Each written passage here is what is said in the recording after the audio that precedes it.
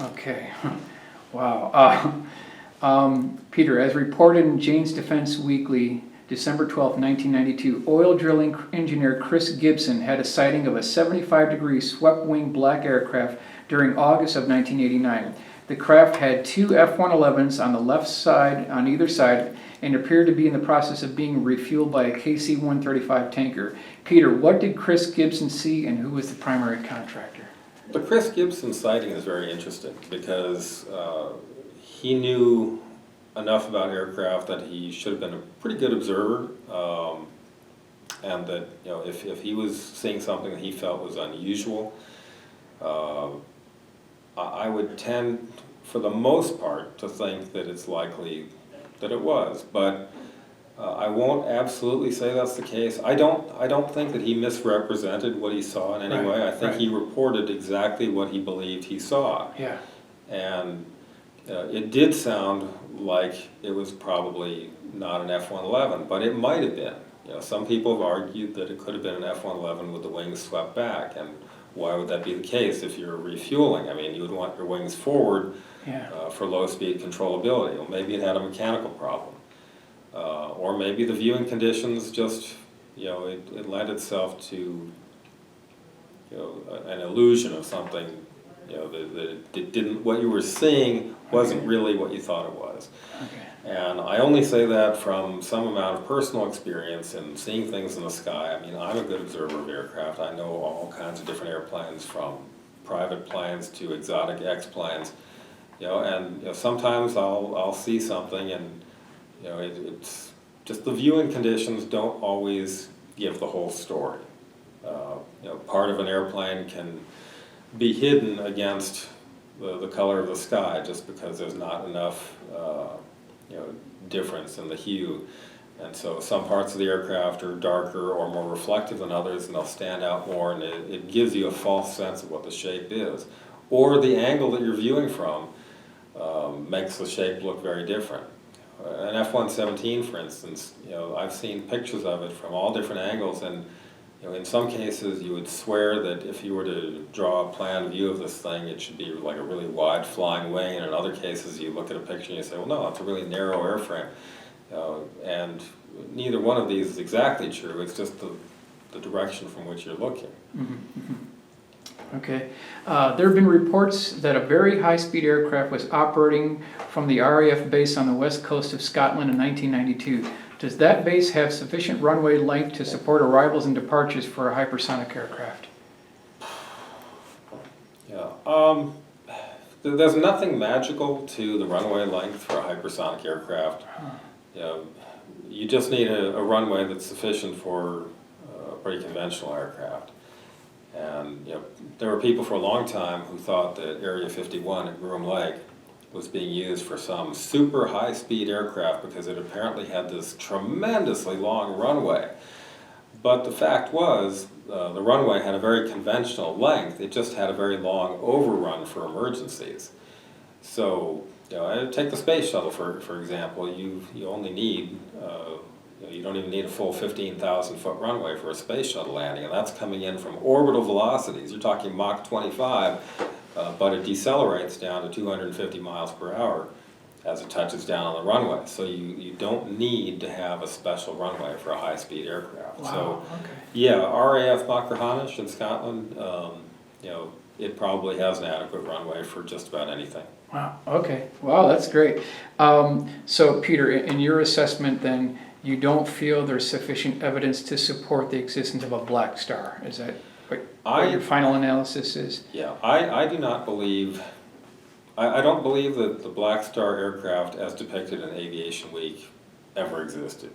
And I don't think that we have fielded an operational hypersonic reconnaissance plan. It's possible that we've flown some sort of prototype or demonstrator, maybe a one-off or a two-off, which remains secret to this day. But I don't know for sure, and that's only because I've never met anyone who could say, yeah, I worked on it, or yeah, I flew it. And I've never found any kind of documentation that's been declassified, or, there's a lot of stuff that's unclassified. You'd be surprised how much just plain unclassified stuff can give you little clues to what's going on. And yes, there's a huge amount of money in the black budget. It's got to be going to something. But as to what that is, whether it's one or two really big programs or a whole bunch of small programs, we may not know for years. If the Blackstar program was real, Peter, could it have been built over from the leftover extrusions and components on the proposed air vehicle number 3 from the XB-70, which was never built? The third XB-70 airframe was never completed. Right. And the parts of it that were built, and there was a substantial amount, got sold to a scrap dealer. Okay. And okay. in fact, I've met some people who bought some of that stuff. I've held parts of it in my hands. It's a stainless steel aircraft. The technology that was used to build it, was 1960s technology. And it was very sophisticated for its time, though not so much for what we would do today with lighter weight, stronger alloys, and composite materials. Okay. Okay. So let's just run with this a little bit further here. Let's just, for theoretical purposes, assume that either Boeing or Lockheed, or a combination between the two of them, actually did build something that was airdropped either from the belly of the mothership or, like on the M151, it took off from a pylon on the spine of the aircraft. Peter, what would the skin look like? Are we talking space shuttle tiles all the way around, or space shuttle tiles only on the bottom, or is it have slurry fuel being pumped through to cool the skin? Would it be titanium skin? What would be the skin of the aircraft for Mach 6 to Mach 12 aircraft? If you were going to build a hypersonic aircraft today, there's a couple different approaches to take. One would involve some sort of ceramic tiles on the skin. Right. In certain areas that take a lot of heat. Titanium is good up to certain temperatures. We've seen that on the SR-71. Parts of the airframe exceeded 1,000 degrees. But if I were going to develop a hypersonic platform today, I would probably want to look at something that was sufficiently robust to withstand the rigors of flying the aircraft and maintaining the aircraft as an operational platform. Okay. And yet also withstand the temperature differences that it would encounter during high-speed flight. And the way to do that was used on the X-33. The internal structure was primarily composite. Okay. So you've got structural strength and lightweight, but the aeroshell, the outer mold line, was made from metallic thermal protection tiles. Why is that better than, say, space shuttle tile? Well, the tiles, the ceramic tiles used on the space shuttle orbiter are great for protecting the aluminum airframe from the heat of reentry. Right. But they're extremely fragile. If you look at a tile from a shuttle, it may be 3 inches thick and 6 inches to a side, but it's 90% empty space. It's just fibers of silica woven together. And if you look at it funny, it cracks. It's really, really weak. But these high temperature metal tiles, now you've got like Inconel nickel steel alloy, titanium, and you can put a honeycomb infill in the center or some type of insulation. And now you've got a relatively lightweight, it's heavier than the ceramic, but it's a relatively lightweight tile that forms the outer mold line, and you just bolt it in place. And if you ding one up during landing, if a rock comes up off the runway and hits a tile and puts a dent in it, well, you just unscrew it and put a new one on. Okay. But it's not going to take the kind of damage that a ceramic tile would take, and yet it will withstand all that heat. Okay, so we're still talking about tiles throughout the entire airframe of the aircraft, upper and lower sections, right? Yeah, and you don't have to, depending on the shape of the aircraft, the heating is going to be uneven. So some parts will take a lot more heat than other parts. You don't necessarily need to put really high temperature thermal protection everywhere. You can have some lightweight blankets, like on the shuttle. Again, look at a space shuttle orbiter. The nose and edges, you've got tiles made from silica or other materials, and then on top where the heating is much less, it's just a cloth blanket. It's a quartz cloth kind of thing. It's designed to withstand a lot of heat, but it's not the same as you get on the underside of the shuttle where you need to have the tiles. Okay, so traveling at Mach 12 then, this wouldn't be a titanium skinned aircraft. It would definitely have tiles on the bottom, and then on the upper section, would it be the metal Inconel tiles that you're talking about then? I think on a Mach 12 aircraft you could probably go with the metal TPS tiles on the nose and underside. Right. Maybe some carbon composites on the edges of the wings, and then up top you might be able to get away with simple titanium alloys, Inconel, or possibly even blankets covering more conventional materials. So would it be more smooth on the top? You wouldn't see evidence of like brickwork for tiles? Would it be smoother, like on a standard SR-71, or would it still have that tiled look throughout? Yeah, I have yet to see any high-speed vehicle that looks smooth, really. I mean, think of the shuttle. Right. You got the brickworks, the tiles, and then the blankets. And the blankets are rough. It looks like, you say, well, wouldn't that add a lot of drag? But apparently it's not significant. And on the SR-71, that's a very sleek aerodynamic shape, but then you've still got things like the surfaces of the wings that have a corrugated surface, like a Ford tri-motor. Yeah. And that's so that the metal panels could expand and contract with temperature differences, which again, you have to remember that's going to be an issue. Okay. Peter, according to Bill's article, spaceplane landings were reported at Holbert Air Force Base, Florida, Kadena Air Force Base, Okinawa, and Holloman Air Force Base, New Mexico. Peter, have you run across any information that would confirm these sightings? I've never heard any confirmation of sightings of unusual craft landing at Hurlburt Field, Florida, Holloman Air Force Base, or some others that have been suggested. I've heard for a while people thought maybe Cannon Air Force Base in New Mexico might be a place for a secret aircraft, but these are they're not all highly populated areas, but there's significant populations around there. I would think that if someone might see something and something would leak out. Okay, because the primary source for Bill's article was that an aircraft coming in at Mach 4.2 had to make an emergency landing at Kadena Air Force Base, and then a C-5 that took off from Holloman went over there, picked it up, brought it back, and then it landed at Holloman Air Force Base, and a maintenance personnel for an F-15 pilot saw this taking place. He alerted the F-15 pilot, who went into the cockpit of his F-15 and brought out a pair of small binoculars, and he looked at this operation taking place, and he described this lifting body configuration with tiles on the bottom. It had multiple wheels for the nose gear. It didn't have landing gear per se, but it had a skid on the bottom, and then he said it had 4 large exhaust ports at the back with graded screen on the back there. So, can we take this gentleman, this F-15 pilot's sighting by his word, or what do you think? Yeah, I don't have enough data to make a good analysis of the witnesses' sighting. I mean,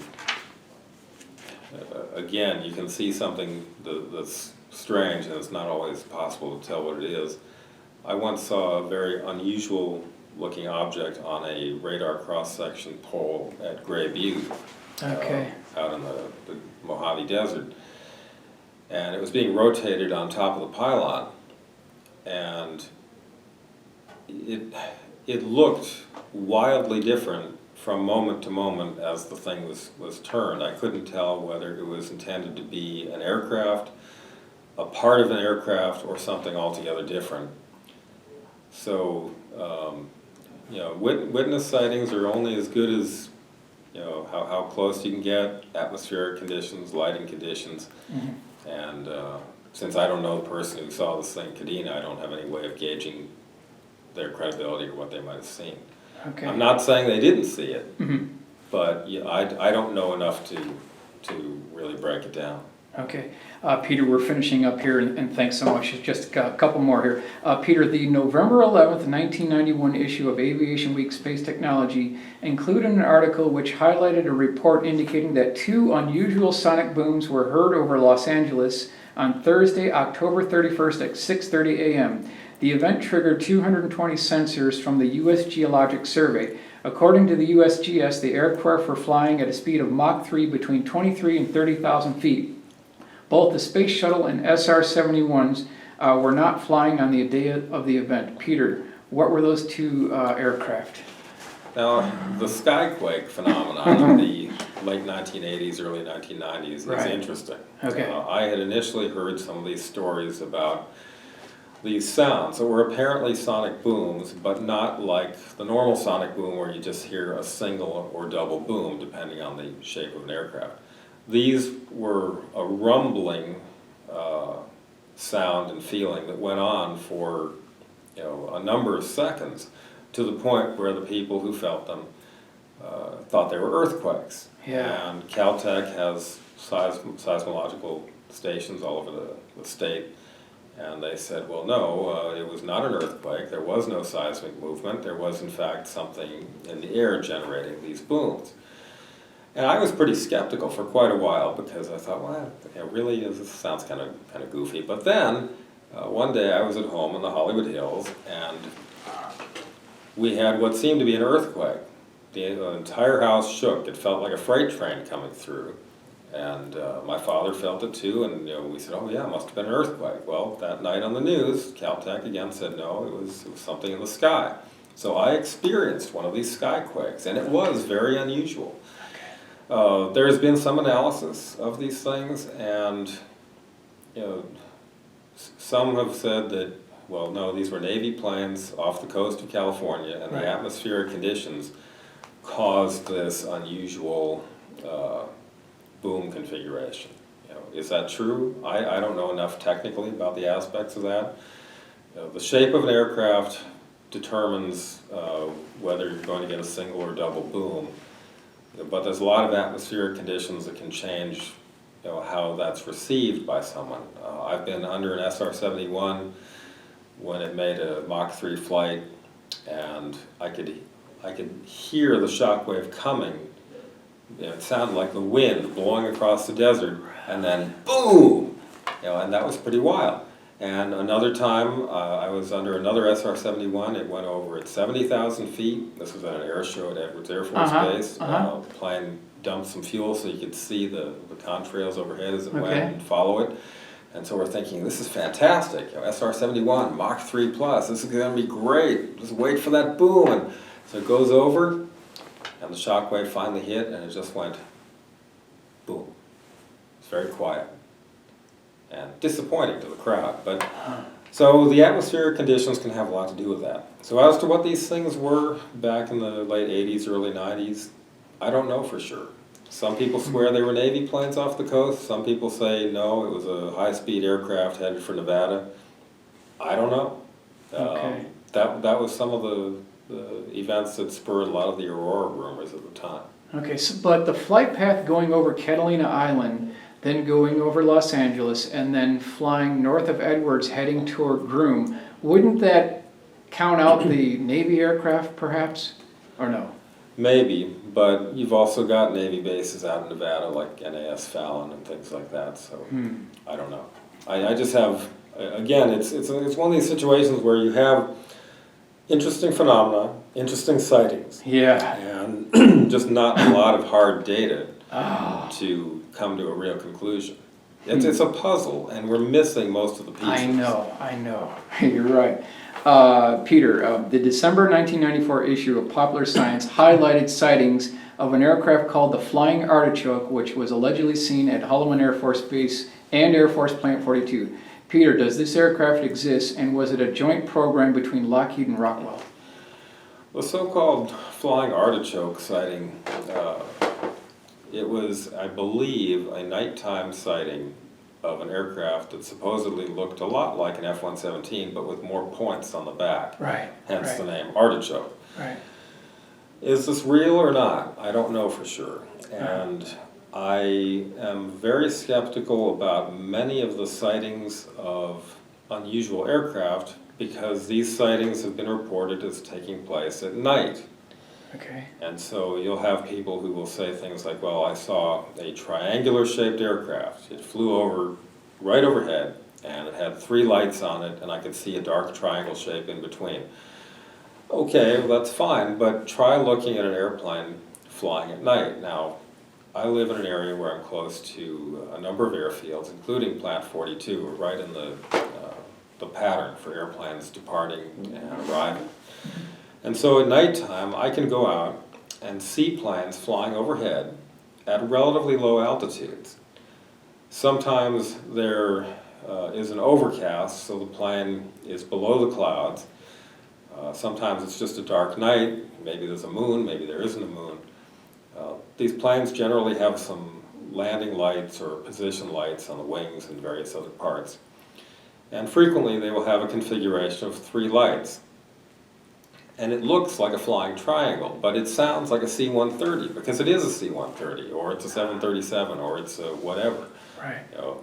And the thing is that I have looked at these planes specifically with the idea in mind of these mystery sightings because I want to think, what can the observer see? What can you make out?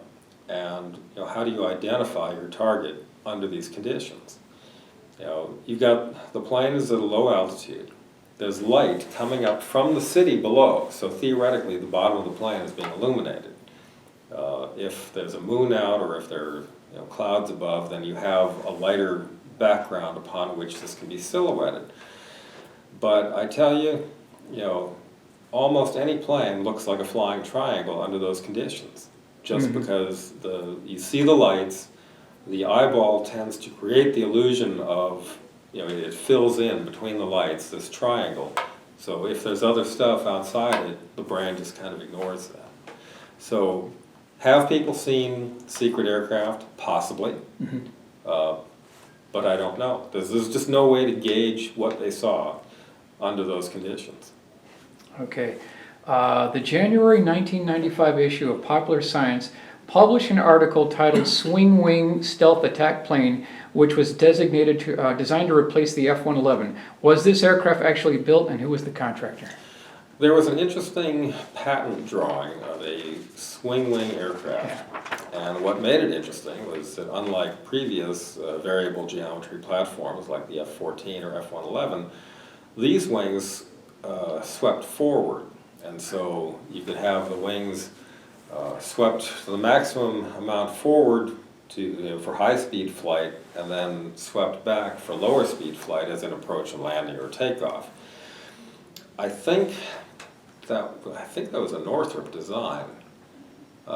Yes. Whether a prototype was ever built or a demonstrator, I don't know. It would be neat if it was because it was a very interesting concept. And the fact that there was a patent drawing doesn't guarantee that they did more than build wind tunnel models or something, but it's a very compelling piece of evidence.